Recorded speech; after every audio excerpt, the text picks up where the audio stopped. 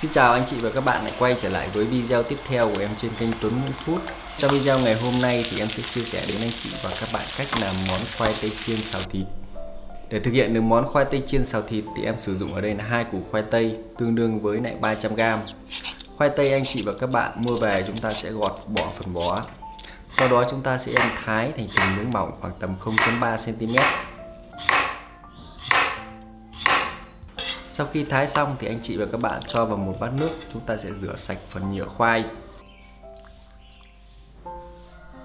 Sau khi rửa sạch phần nhựa khoai thì anh chị sẽ cho ra một cái dây để cho phần khoai tây của chúng ta róc nước. Khi phần khoai tây của chúng ta đã róc hết nước thì anh chị và các bạn sẽ thêm vào cho em 2 thìa bột bắp. Bột bắp sẽ có tác dụng làm cho phần khoai tây của chúng ta khi chiên cái nước bên ngoài nó sẽ giòn giòn, ăn sẽ rất là ngon. Chúng ta sẽ xóc đều lên cho phần bột bắp bám vào phần khoai tây. Sau khi phần bột bắp đã bám kín vào phần khoai tây thì chúng ta sẽ đem phần khoai tây đi chiên.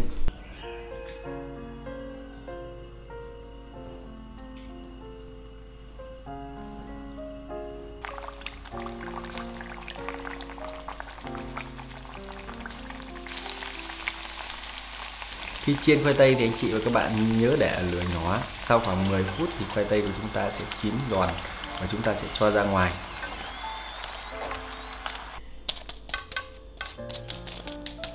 Nguyên liệu thứ hai em sử dụng ở đây là 150g thịt ba chỉ. Với thịt ba chỉ thì anh chị và các bạn cũng đem thái thành từng lát mỏng. Sau đó chúng ta sẽ đem chiên sơ qua.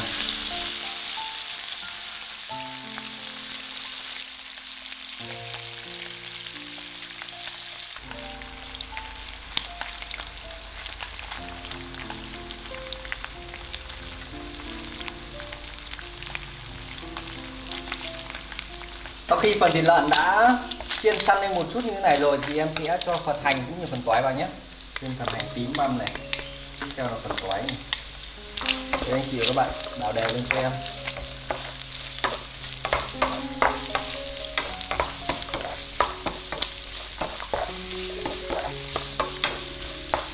Sau khi phần hành và phần tỏi đã phi thơm lên rồi thì anh chị sẽ nêm gia vị vào cho em nhé.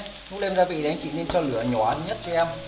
Em sẽ cho vào đây một thìa cà phê nước tương, một thìa cà phê dầu hào, một thìa cà phê tương ớt, một thìa cà phê hạt nêm, 1/3 thìa cà phê hạt tiêu. Sau đó anh chị và bạn đảo đều lên cho em.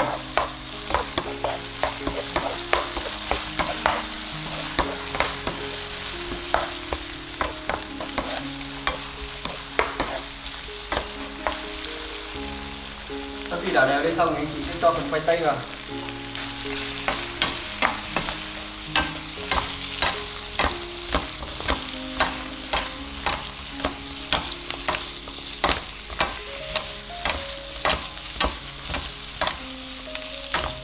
Thêm một chút nước vào cho dễ tan gia vị.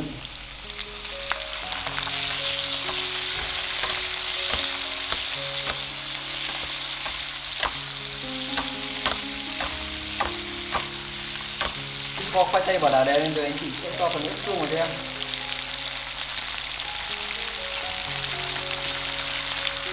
Cho đảo đều lên một lần nữa.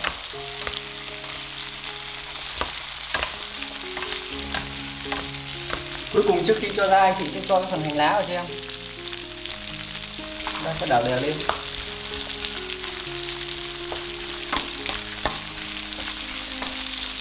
Vậy này em vừa hoàn thành xong cái món khoai tây xào thịt rồi. Bây giờ thì em sẽ cho ra ngoài để thưởng thức thôi. Em sẽ thử một miếng khoai tây. Đây, mời anh chị.